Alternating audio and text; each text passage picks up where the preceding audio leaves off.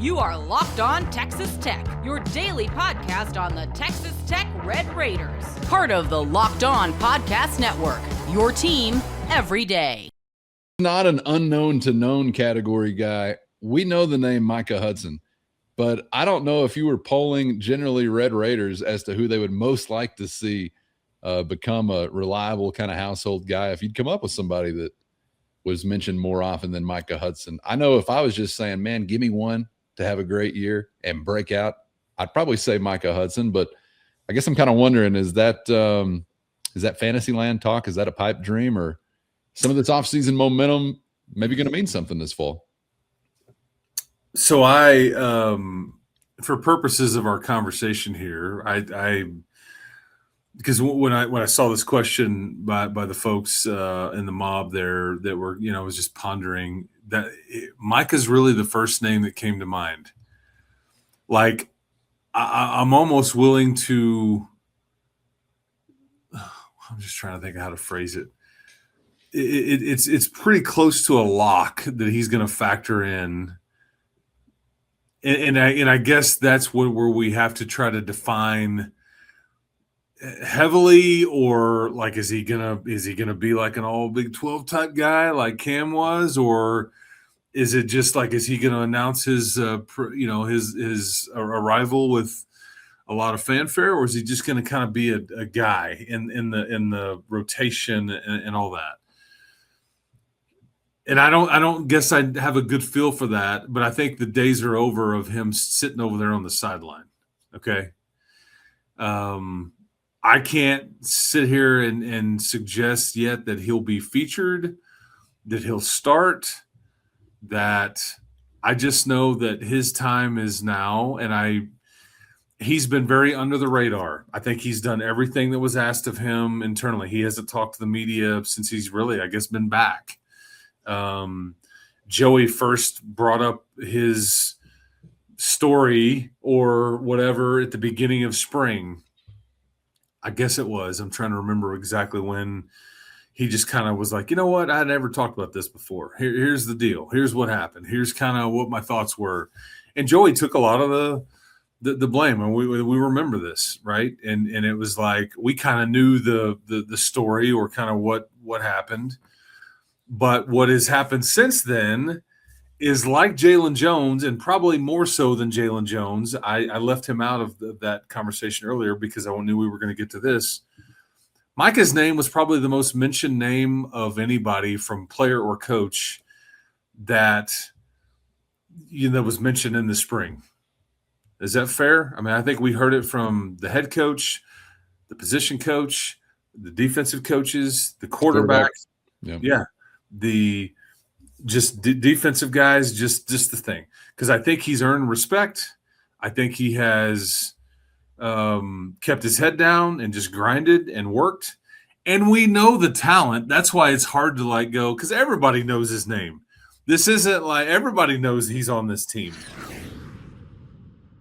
First, today's episode brought to you by Indeed. And hiring isn't just about finding somebody willing to take the job. It's about finding the right person with the right background who can actually make a hand in moving your business forward. And if you want candidates who match what you're looking for, Indeed sponsored jobs is the only move to make. Instead of hoping the right person stumbles across your post randomly, Indeed helps you match with quality candidates by boosting your job listing to the people who fit your specific criteria, whether it's a skill set, specific certifications, location, or more. And that saves massive time because you're spending less energy sorting through mismatches and focusing only on those candidates who are actually a fit. Here's proof in the pudding that says it all. In the minute I've been talking to you, companies just like yours have made 27 hires on Indeed, according to Indeed data worldwide. So if you're hiring, spend less time searching and more time interviewing candidates who check all your boxes with Indeed sponsored jobs. And right now, Locked On Texas Tech listeners will get a $75 sponsored job credit to help get your job the premium status it deserves at Indeed.com/podcast. That's Indeed.com/podcast. Terms and conditions apply. Hiring, do it the right way with Indeed. But that's who I really wanted to answer. But for purposes of the conversation, we kind of stretched it out a bit. But yeah, this is a different, You know what? Micah probably belongs in the same category as like your man Mateen Igbarogba. Like there's an expectation there. Like, well, of course they're supposed to do something. So it's hard to like answer like nobody. I mean, Mateen Igbarogba was one of the top interior defensive linemen in the portal last year. Well, you know, it's like, and I think that people are seeing him on these PFF grade lists, these mock drafts, these all the things, and they're like, dang. I think we might have done pretty good with the old portal haul. Yeah, you think? Yeah, I think you probably did. So, yeah, maybe we can keep Micah and Mateen over there off to the side and put them in their own category of haven't done it here yet, but guess what? It's happening. It's gonna happen. All right, I'm glad to not be shot down on that pie in the sky or not so much kind of thought. But that would, I mean, you saw what the reaction is like when the guy would just trot out onto the field. And I don't think the fans have forgotten his name.